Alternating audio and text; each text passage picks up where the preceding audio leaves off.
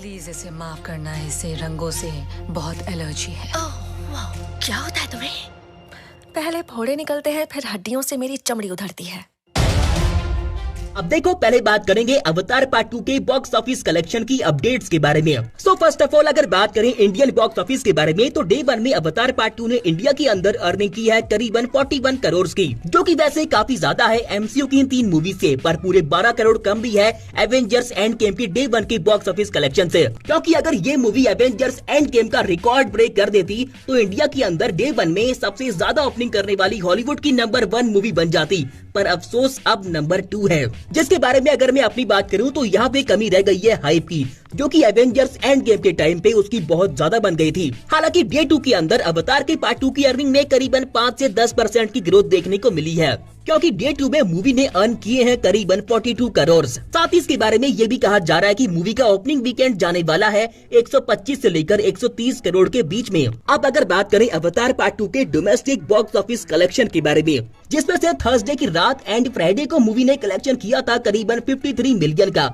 यानी कि ऐसा मान के चलो कि ये मूवी की डे 1 की ओपनिंग है उसी की कंट्री में। पर अगले दिन यानी कि सैटरडे को मूवी ने अर्निंग की है करीबन 45 मिलियन की, जो कि इसके डे 1 की अर्निंग से पूरे 15% कम है। हालांकि यहाँ पे इसके लिए अच्छी बात तो ये है कि इसकी अर्निंग बाकी मूवीज की अर्निंग के कंपैरिजन में कम गिरी है, जबकि नो वे होम की डे 2 की अर्निंग डे 1 से पूरे 39% डाउन थी। साथ ही अब मूवी के बारे में ऐसा कहा जा रहा है कि इसका ओपनिंग वीकेंड बनेगा 135 मिलियन की अराउंड, जबकि पहले कहा जा रहा था 150 to 170 मिलियन। एंड अगर ऐसा है तो अवतार का पार्ट 2 डोमेस्टिक ओपनिंग वीकेंड के मामले में 6ठे नंबर पे आ चुका है, वो भी सिर्फ दिसंबर के महीने में, क्योंकि बाकी मूवीज भी दिसंबर के मंथ में ही आई हैं। और इस सब के बाद अगर बात करें मूवी के वर्ल्ड वाइड ओपनिंग वीकेंड के बारे में, जो कि बन रहा है 360 से लेकर 410 मिलियन के बीच में, जो कि मूवी की हाइप के हिसाब से बस ठीक ही है। पर यहाँ से सवाल निकल के आता है कि क्या ये मूवी 2 बिलियन पार कर पाएगी या फिर नहीं। तो नीचे #yes या फिर नो कमेंट करके अपना ओपिनियन देना मत भूलना।